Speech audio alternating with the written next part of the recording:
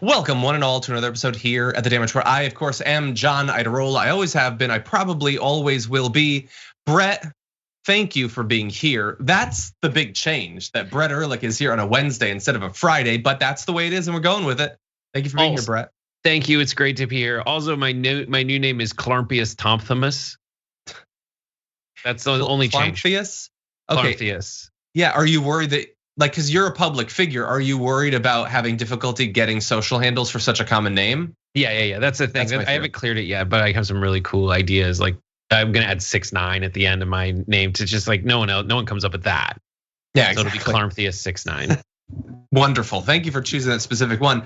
Yeah, isn't that weird that, like, I don't know if this used to be a thing, but now anytime you go to name something, the big determining factor is the Twitter open? Is the Instagram open? I was doing I won't be specific, but about my Patreon.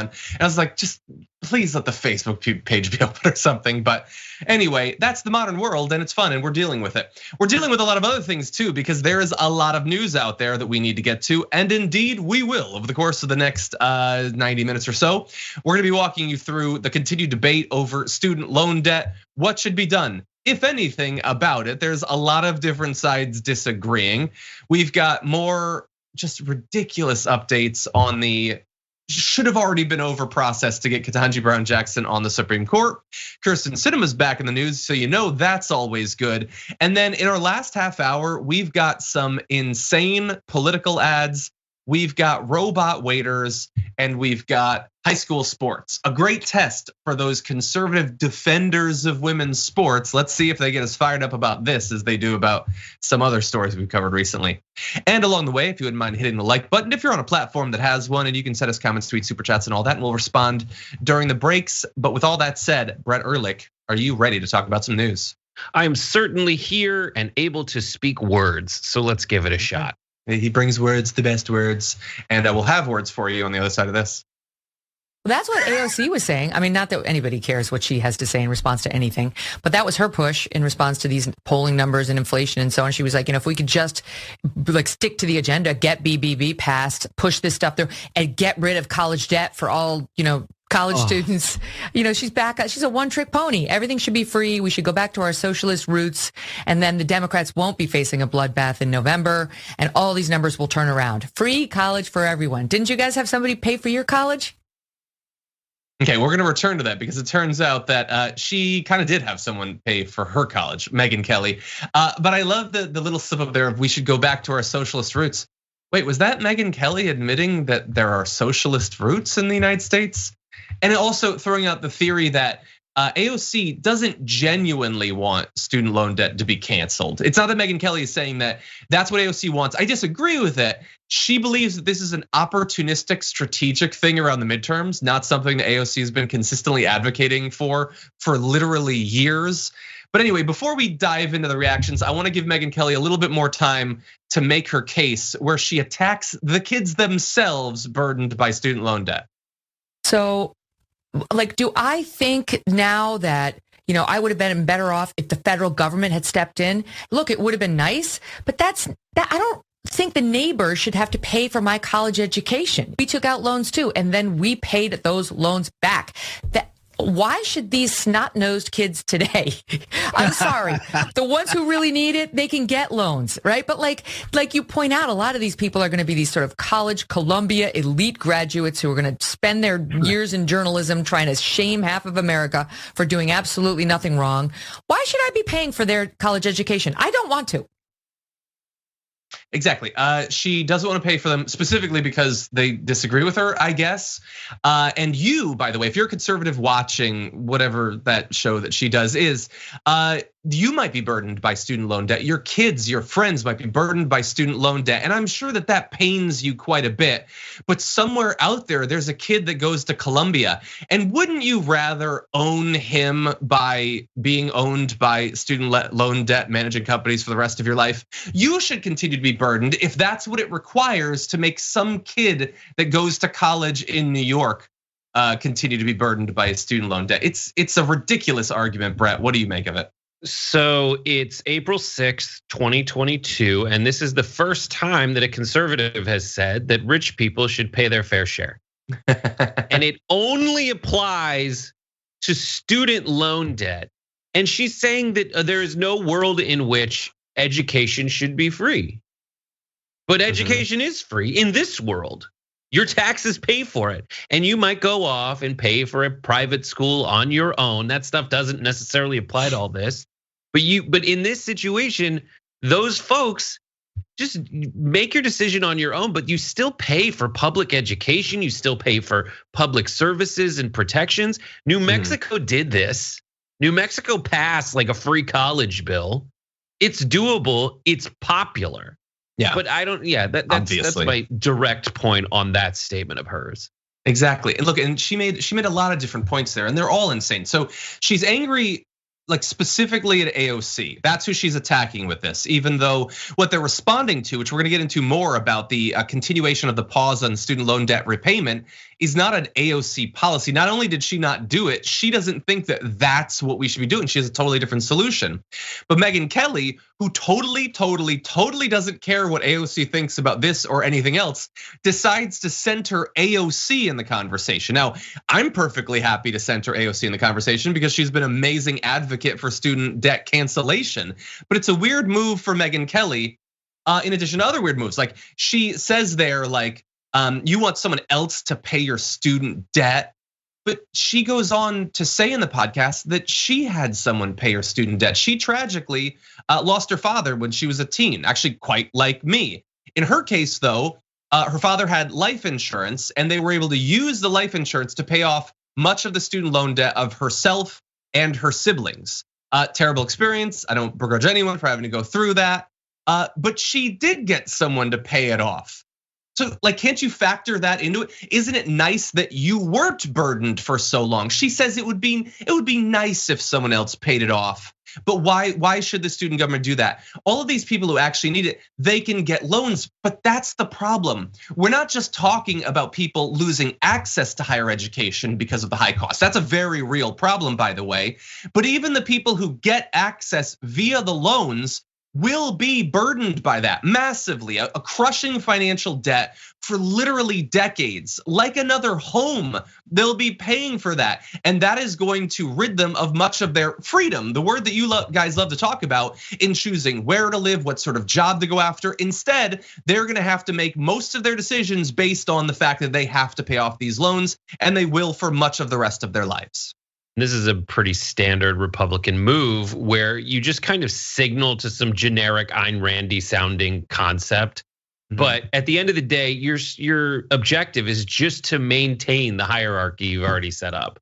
I understand that colleges frequently are just clubs. They're country clubs where you go meet people. Yes, you get skills, but you make connections that you can use to network later on. And maybe in certain situations, like some kind of vocational education would be better. But the reason Megyn Kelly wants to keep college expensive and all Republicans isn't because they think it's unfair to have rich people, get free college. It's because they want to make sure they keep the hedges as high as possible around the country club of power in America.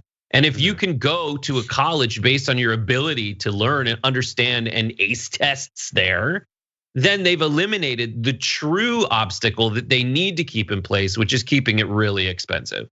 Exactly. Yeah. And if you're a conservative, like Brett's totally right. If you're a conservative and you're watching this, like I don't know exactly where Megyn Kelly went to school. We could Google it. I'm guessing it was a good school. And certainly Notre Dame. The other, he's gonna look it up. The other pundits, the politicians, they all went to these schools that they love to throw out there. Like they attack those schools to provide these false, faux populist credentials, but they went there.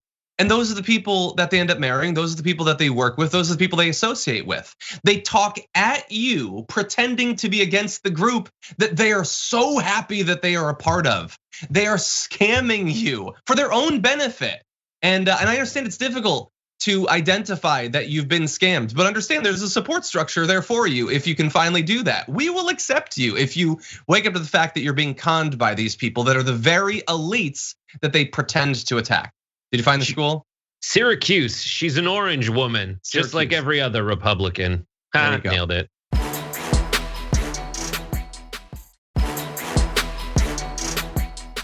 Everyone else in this country has always figured out a way to budget for their education.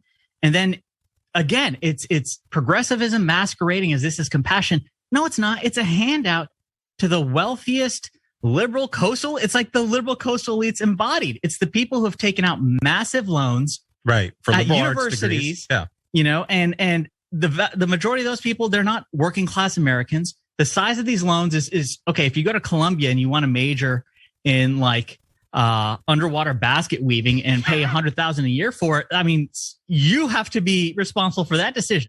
Yo, hey, it's me, comfortably entitled. I'm a guy who wears sunglasses on an indoor podcast.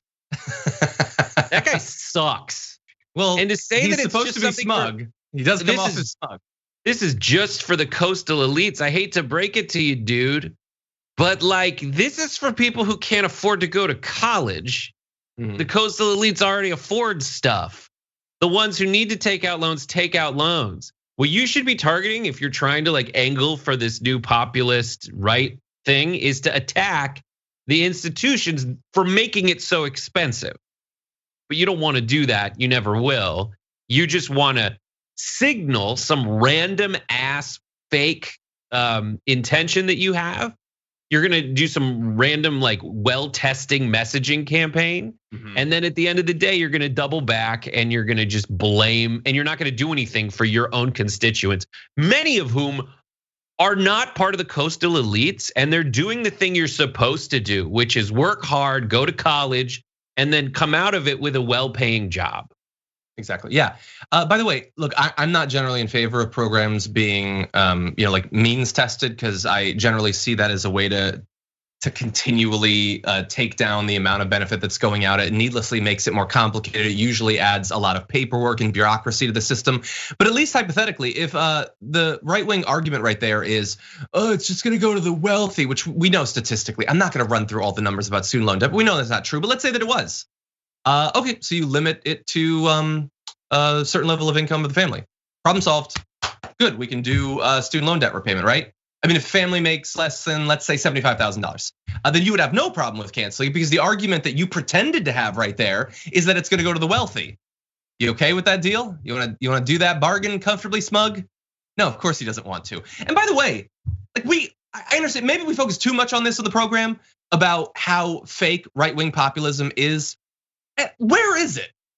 Like, when was the last time you heard an argument classified by someone who's classified as a right-wing populist that actually makes any sense under what their worldview is supposed to be? That they are, they're different than us. They're not progressives. They might be socially conservative, but they care about the economic issues that at the very least conservatives face. And they will actually provide economic solutions to those. When are those going to actually materialize? Because I'm seeing nothing, not on any of these issues. They're not even pretending. It is just more xenophobia and more getting people to focus on a never-ending list of enemies so that they'll ignore the economic situation that they found themselves in. My specific gripe with them is these folks tell us day in, day out that you need to pull yourself up by your bootstraps and work hard for a better lot in life. And they're specifically targeting, in their opposition to student loan forgiveness, they're specifically targeting poor people who want a better life. That's it. It's all BS. And we shouldn't be surprised, because this is the Republican move. The way that they're calling every Democrat a pedophile out of nowhere. Do we expect them to be reasonable with anything else? And that is like their new religion. It's their new opiate, is to just get mad about critical race theory and some kind of pedophilia ring, thinking that their people can eat that. But they can't eat that. They can't turn that into something that makes their life better. What the people on the left typically advocate for is practical solutions that improve people's lives and deliver more on the promises America made. Exactly. As opposed to just the smoke screen that guy, his BS is so intense that he has to wear sunglasses. Exactly. Yeah, when they march you out of your home as you're getting foreclosed on, you're gonna think, well, at least those trans athletes don't get to compete. Like, is that gonna make you feel better as you're tossed out on the street?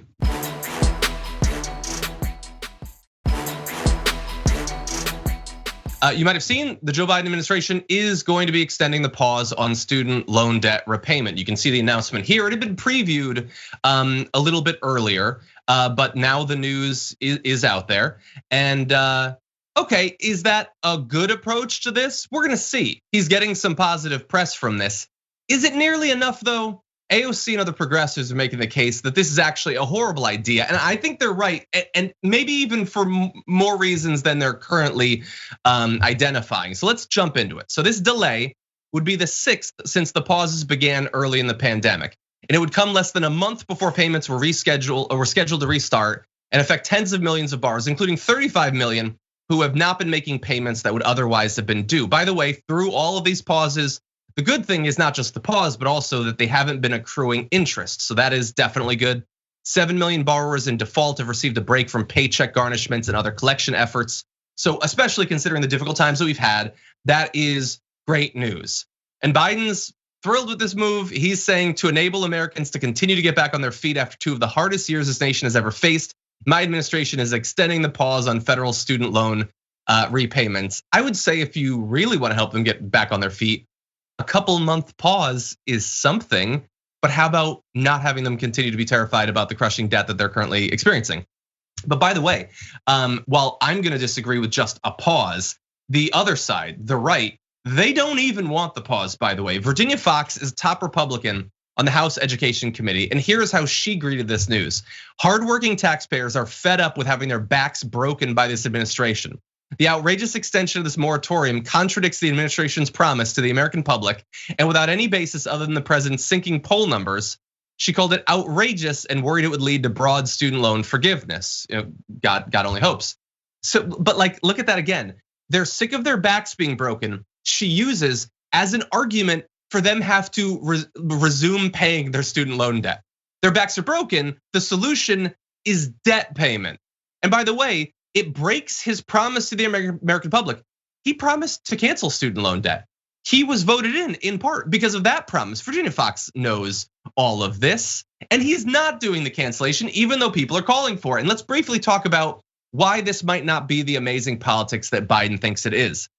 AOC tweeted, I think some folks read these extensions as savvy politics, but I don't think these folks understand the panic and disorder it causes people to get so close to these deadlines just to extend the uncertainty. It doesn't have the effect people think it does. We should cancel them. I've had so many people asking me, my payments are X hundred or thousand a month. What do you think is gonna happen in May? I need to make sure I delay X medical procedure or prescription, sell my car, make a huge change and prepare. The limbo and uncertainty is also a strain. And so now people are gonna start to feel that strain again. As we cruise towards September 1st, is it gonna be extended again? Am I suddenly gonna be on the line for hundreds or thousands of dollars in these payments?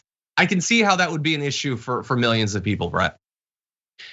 This is such an American politics move, by the way. Like the same with the debt ceiling, the same with continuing resolutions to fund the government. We do this really stupid thing where rather than systemically fix an issue once and for all, we just kick cans down the road. Yeah. And it's so embarrassing. It's become like The Walking Dead circa like 2016, 2014, where you're just like every episode's the same. It's all this manufactured fake, like, oh my God, the zombie's gonna get us. And then at the last second, the same kind of unexpected release happens. Maybe some character dies. And in that situation, sometimes a congressman leaves or retires or comes back, but nothing fundamentally changes. And that is so depressing. And not to mention paralyzing for people with actual real financial issues, as opposed to the people in Congress who are raking in $170,000 a year and just really need to keep this dynamic up so they can keep making that money and blame it on someone else, all the problems they face. Yeah, 100%. And unexpected release. I noticed that you said that. I'm sure it was on purpose. Thanks for that. Now, here's the thing. So drunk, John. That's why. It's so early in the morning when we're filming. If you're listening to the podcast, it is early. Anyway, is this good politics? Well, I think in some ways it is better than not doing it at all. So yay, Democrats. Better than not doing literally anything at all. Is it bad though? So here's what's gonna happen now. Instead of it resuming now, It's going to resume on September 1st, 2 months before the election. So people will cruise into the election having had to resume the payments for 2 months. No, but really, this is like the Democrat political strategy, like all in one little issue. Promise actual relief. Get elected on actual relief. Canceling 10,000. It's not my preference, but he said 10,000. That's what people expected. And then don't deliver on it. Do your sham study about whether you could do it, and then release a highly redacted version of the study to cover your own ass. And then we'll extend it for a little bit, but we're gonna make you pay. So I want you to understand the devastation that is coming in this election. So they got rid of the child tax credit, so people took that hit. They're not doing additional COVID funding, so that's gonna have its public health hit. The subsidies of the ACA are gonna break down literally a couple of weeks before the election, so people's premiums will be jacked up. They'll get those notification letters right before the election, and they're gonna be paying their student loan debt again right before the election. Oh, also, they allowed the rental eviction and foreclosure moratorium to lapse in the year of the election. I don't generally like the argument that, they're paid to lose, but I don't know. In 2022, Brett, it kind of looks like they're needlessly adding some major obstacles to any Democrat winning come November.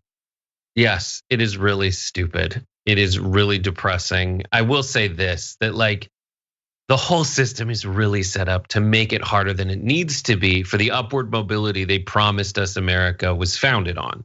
So you either are born into a family that's rich enough to be able to go to college and it doesn't matter, right?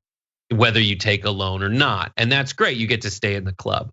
Or you scrimp and save to be able to attend, basically hack your way across the moat, through the jungle, through the thicket, so you can get into the university.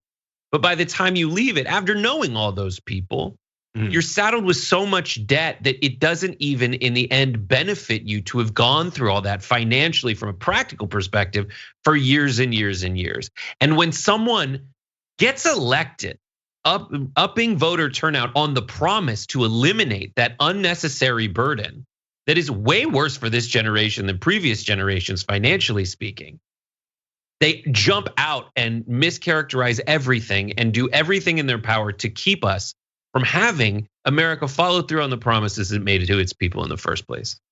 Yeah, it's such stupid politics. I'm glad that they did this, but my God, they could do so much more. And maybe it's the only Hail Mary they've got left. So anyway, we're gonna take our first break. When we come back, Ketanji Brown Jackson looks set to join the SCOTUS, but Tom Cotton is gonna get in just a little bit more ridiculous attacks against her before that happens. We'll have that for you and more after this.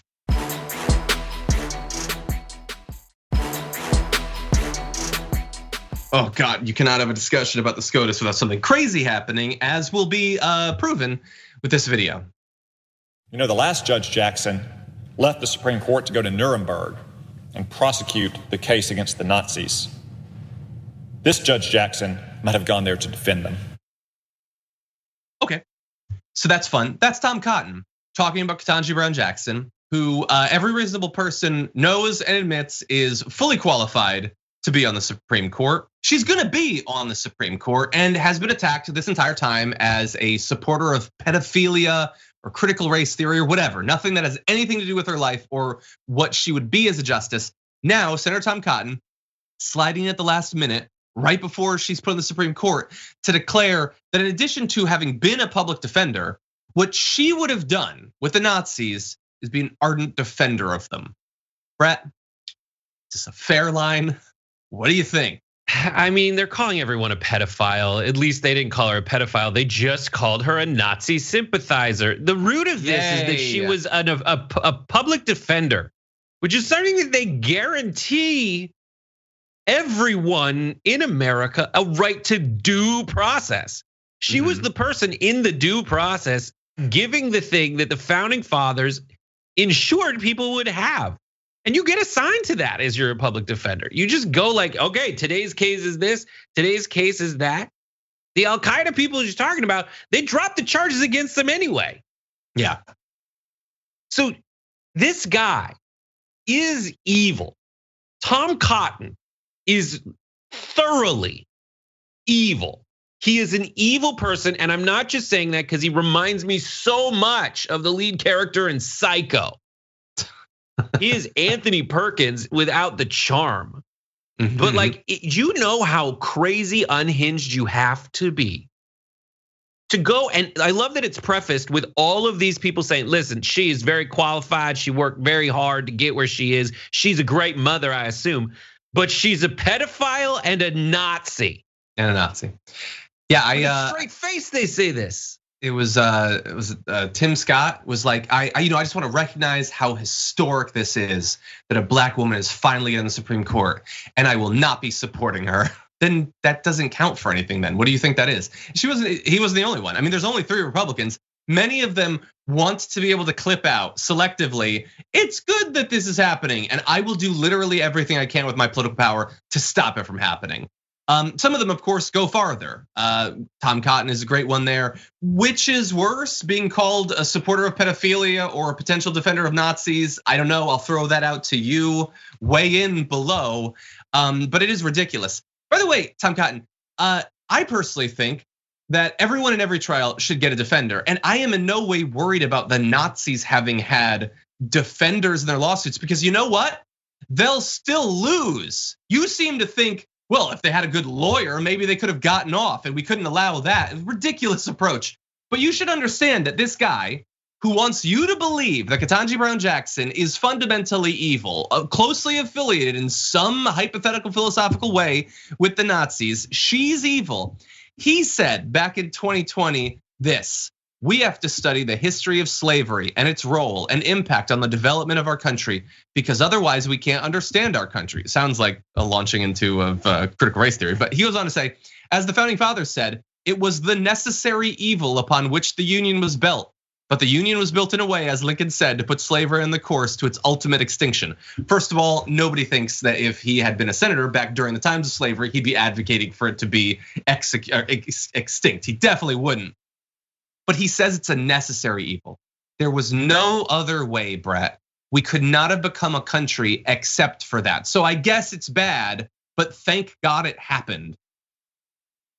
He's so ridiculous. Like, I don't know where to start with him. And it used to be, you've heard the term pick your battles, right? Pick your battles. The Republicans are picking every battle and just making a mockery of it. Every little thing. This is the self-avowed strategy, or at least tactic, of Mitch McConnell, is to block everything, even wildly qualified Supreme Court justices. And there's no excuse for Tom Cotton to be saying any of this. He went to Harvard Law School. He clerked in the District Court of Appeal, in the U.S. District Court of Appeals. He is evil. That's why I say he's evil. This is the definition of an evil human being. Yeah, because he is going out there to completely mischaracterize someone, and he should get his law license revoked if this is how he characterizes the entire situation and the way that the legal process works. That sounds damn near like a consequence, so I don't expect that'll happen. What this is effectively is just vice signaling. They don't like virtue signaling. They don't like someone saying something positive, reflecting values that improve the world, but they have to continually reassure their base that they are just as awful, just as craven, just as deplorable as they are, and that's what he's doing. And it isn't the first time, actually. Let's reset for a sec. Let's jump into this video. What I said is that many founders believed that only with the Union and the Constitution could we put slavery on the path to its ultimate extinction. That's exactly what Lincoln said. Of course, slavery is an evil institution in all its forms at all times, in America's past or around the world today. But the fundamental moral principle of America is right there in the Declaration. All men are created equal. And the history of America is the long and sometimes difficult struggle to live up to that principle. And the struggle, by the way, is against people like Tom Cotton, and it always has been, it probably always will be. But sorry, that's not actually the video I meant. Let's jump ahead to this one. Judge Jackson habitually sympathizes with criminals over victims. These are just a few of the many cases in Judge Jackson's record that all make one thing clear. If you are a criminal, you would be lucky if your case is assigned to Judge Jackson. If you are the victim of a crime or anyone else seeking justice, you better hope your case got assigned somewhere else. She seems to have a real interest in helping terrorists. Now, it's true that you shouldn't judge a lawyer solely for taking on an unpopular case, and defending criminals doesn't necessarily make someone ineligible to be a judge. But during the Bush administration, representing terrorists was all the rage in liberal legal circles. These were not unpopular cases, but instead, lawyers at liberal law firms and public defender's office fought with each other to be able to work for these terrorists. And that is so obviously, blatantly, disgustingly ahistorical that it should be beneath even American politics, as disgusting and base as our politics is, to claim that it was all the rage, like it was like a TikTok trend. All the lefty lawyers that we were just hot for that. It wasn't about upholding, the fundamental values of our legal system. It wasn't about the belief that everyone deserves representation.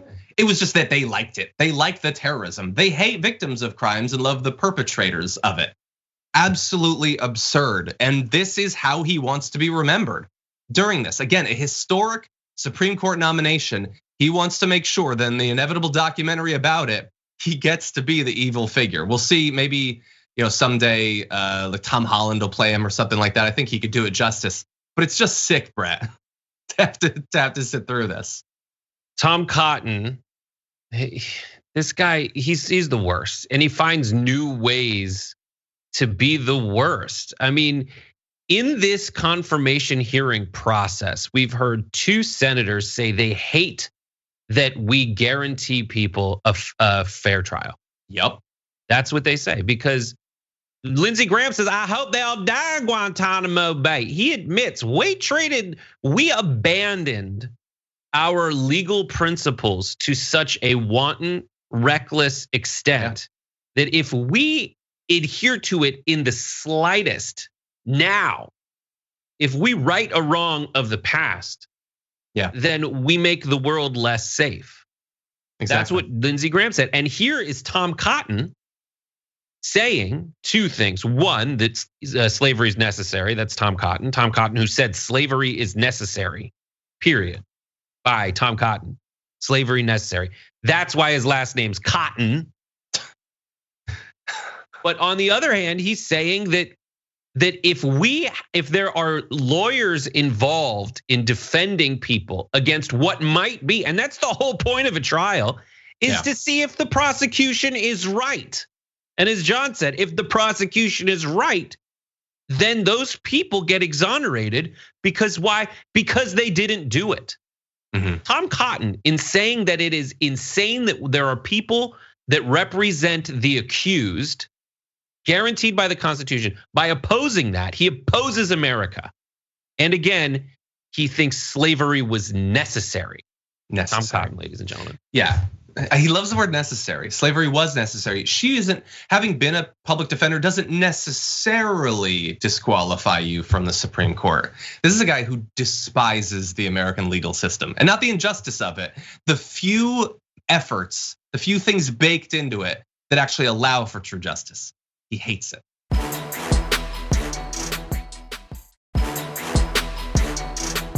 Just because Kyrsten Sinema isn't out there giving speeches, necessarily like on video being hounded by activists, doesn't mean that she's not exerting her dark influence on our politics. I happened to buzz by Axios this morning and got to see this headline. Scoop, Sinema throws cold water on Build Back Better revival. So many of you watching this are probably like, what do you mean Build Back Better revival? That wasn't gonna happen. And look, in the end, it turns out that you're gonna be right. But there were people who were pushing for it behind closed doors. And apparently she is privately concurring with Joe Manchin, who wants to stop this from being renewed. What many, I think, rightly consider the only chance the Democrats have to stop horrific, historic losses in the midterms. She is working behind closed doors to make sure that they fail, that they don't deliver on their promises, they don't deliver for the American people, and they get absolutely destroyed in the midterms. She's apparently going and telling her donors, the only people that she will actually talk to these days, that most of her focus is on the $10 billion COVID-19 relief bill, the so-called China competition legislation, and modifications to the Electoral Reform Act. A Sinema spokesperson, by the way, declined to comment to Axios Axios made the mistake of not donating to her campaign first. So she wants to focus on stuff about like ginning up more tension with China. The Electoral Reform Act, fine, that's an incredibly limited thing, basically about the certification of the vote, super, super limited, super, super easy. It's a slam dunk. She's focused on it, and maybe we get some COVID relief, which doesn't look like it's even gonna materialize, Brett, but that's what she wants to focus on, not on like the hallmark thing that Biden and the Democrats ran on in 2020. I mean, I know, I'm looking at John's notes. I'm honestly not even mad. Like, cause what does that mean? You can't get, like, you're just past, there's a thing that's like, past cure am I now reason is past care. Like, since no one can even hope to reason with anyone. Yeah. There's nothing you can do, but that makes me insane. And that's why after these moments where it's like, what date is it? What year is it? Sinema's still kowtowing to corporate interests to block wildly popular legislation that would do nothing but benefit average Americans in this time. Yeah. Same story, different day. Exactly. The reason I said I'm not even mad specifically at her. I mean, I am, obviously. She's doing exactly what she's been doing, and she has demonstrated, as we said, a loophole in the political system. There are people who are beyond any persuasion, any ethical obligation to their constituents. She is one of them. So I can't be specifically continually mad at her because we knew that she would do this. And she has continued to do it with no additional pressure from any of the people who have an obligation to at least try, whether it's Democratic leadership, whether it's Joe Biden himself. If the people can't get through to her, and clearly they can't because they're not donating millions of dollars to her, they have an obligation to try something new. And if they keep doing the same thing, clearly with Sinema, they're gonna get the same outcome. And even here, Axios is at least reporting on this. That's good considering the fawning coverage of her that they've done in the past. But even then, they talk about like the big picture. That I don't know if we're gonna have time to really get to all this stuff. And if you jump ahead to the last graphic, it's like the bottom line is if and when she gets engaged, the talks will take on new urgency. But is that the big picture? Is that the bottom line? Like, is that the takeaway of all that we've learned from her single-handed nearly ability to kill the minimum wage increase, corporate tax increases? The bottom line is there will be new urgency. No, there's a big picture here, but it's about something far more fundamental than the most recent wrinkle of one corrupt senator's political activity. It is far more fundamentally about our politics, about the ability of donors to determine outcomes, the ineffectualness of even mass pressure, like in her state, where her numbers have absolutely tanked because of great work by activists there to get through to her. That's the big picture, and that's what's unfortunately being missed by so many, even those who deign to cover this ridiculous, ever-evolving story. Right, and I think that the left is tearing itself apart over what to do about the inaction in Congress. I would say that trying to get the Sinemas and trying to get existing Congress people replaced with Congress people who are more about the cause is the way to go. That's the decision that I think a lot of us have made that makes sense. And I think focusing on motivating these people and voting them out of existence, if that fails, is a good strategy, but it still needs to go within like the American system, which is single member first past the post, and not just like abandoning all hope and voting for like a random third party person that just, there is literally no hope unless you eliminate one of the parties of that ever materializing. Yeah. Okay, we're gonna take a break. When we come back, Donald Trump admits that he lost. Dramatic, or is it? We'll see. Also, a cop resigns. I'll take it. We'll have that for you after this.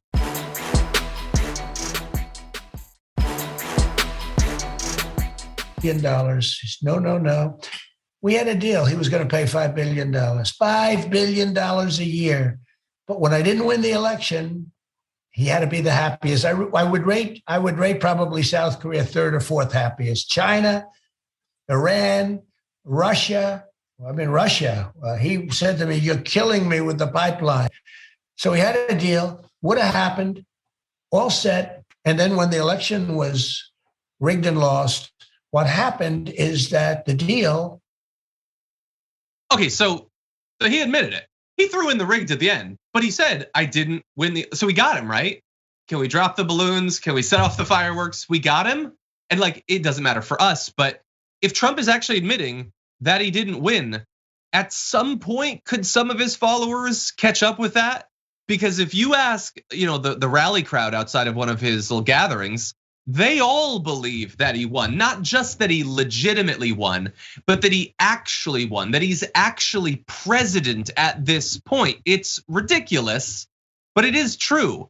And he admitted right there in a panel with the historians, a Princeton professor put it together. He just threw it out there a couple times as an aside, Brett, but he seems to be willing to admit that he lost. Why doesn't that matter? Please stop. I need to, instead of stop the steal, stop the stupid. This is also stupid. Everything about politics right now is so stupid. Yeah. Everyone out there, all the right wingers who say that it's cancel culture and wokeism that makes it so you can't say certain very obvious truths, are so full of it when it comes to election tampering and whether Trump won. He knows he lost. He's not the president. He needs to cling to these ridiculous lies and not let anyone admit the truth. And how does the cancel culture trope apply here? As soon as anyone, like even Mo Brooks, who was at the January 6th pre-game to the storming of the Capitol, he's like, we got to look forward. This is over. And Trump unendorsed the dude.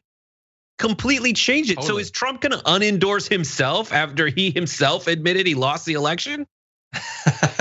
I mean, first he has to announce that he's running again, but then I guess, he's not Don anymore. He just doesn't know himself anymore. But anyway, that little panel of historians, we're gonna have to see what else comes from that other than an admission of defeat. And that might be, at least in the short term, if Donald Trump is consistent, and we all know that he is, because he apparently is done talking to authors. I'm gonna jump ahead to the third graphic. He said, it seems to me that meeting with authors of the ridiculous number of books being written about my very successful administration or me is a total waste of time. So he said that they just do whatever they want or whatever fits their agenda. So the interviews are pointless.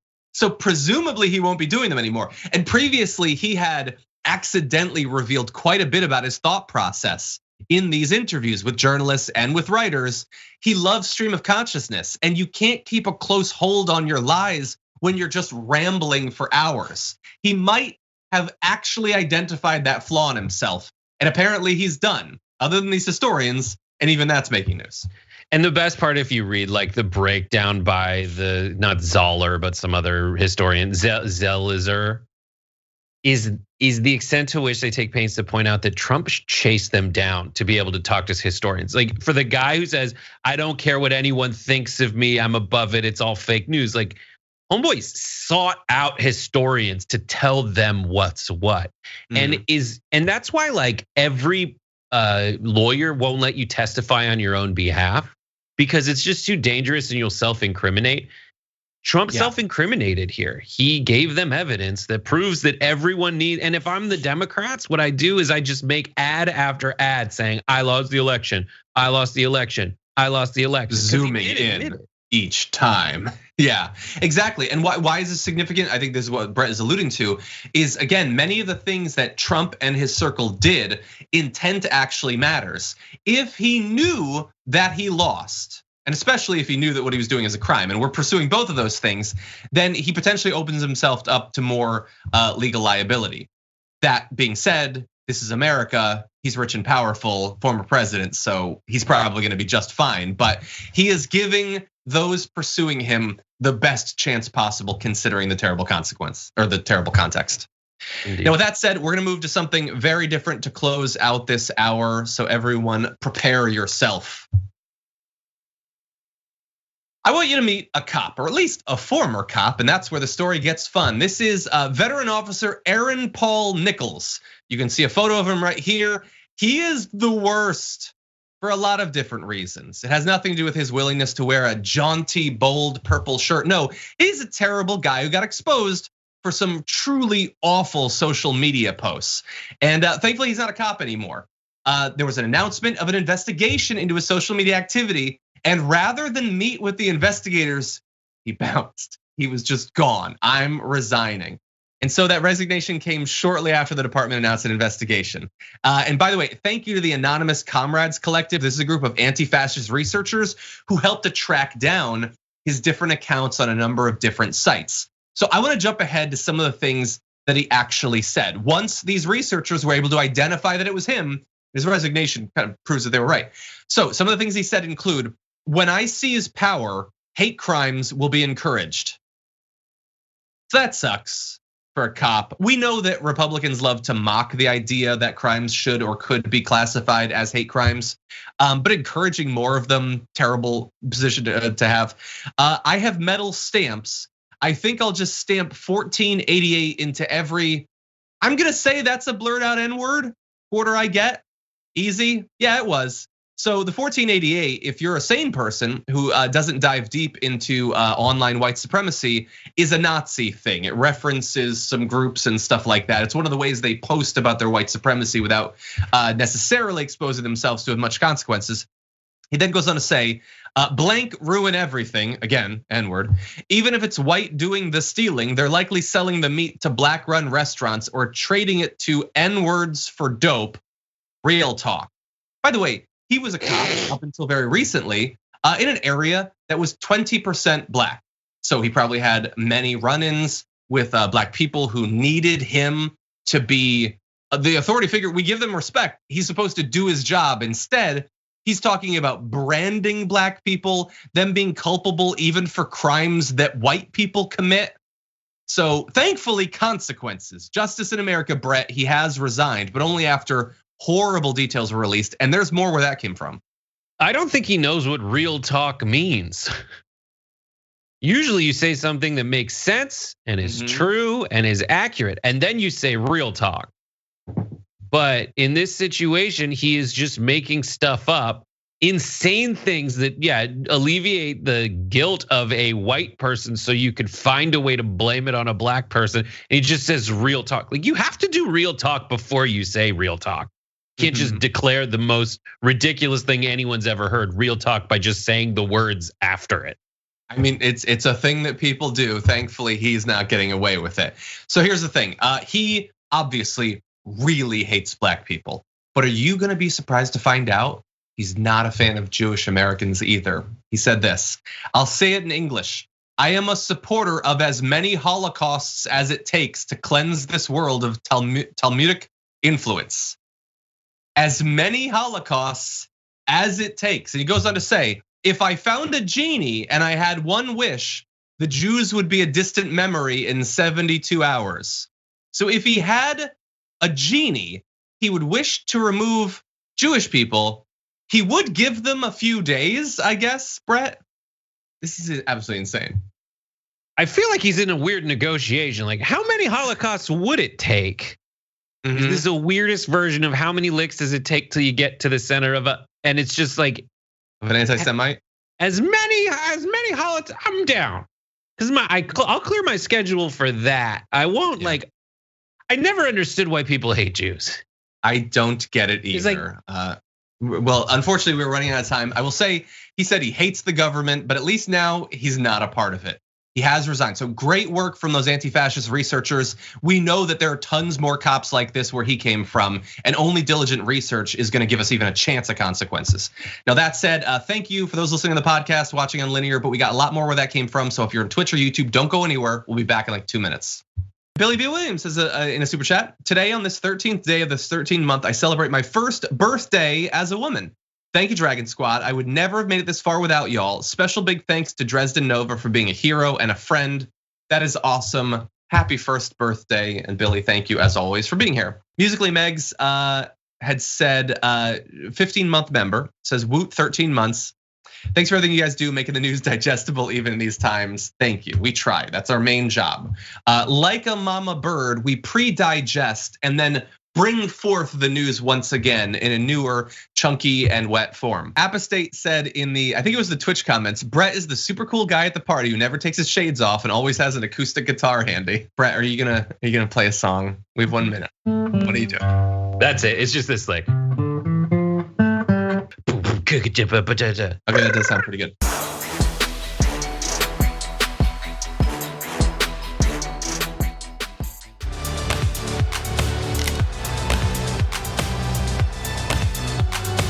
Thanks for listening to the full episode of The Damage Report. Support our work, listen ad-free, access members-only bonus content, and more by subscribing to Apple Podcasts at apple.co/TYT. I'm your host, John Adarola. I'll see you soon.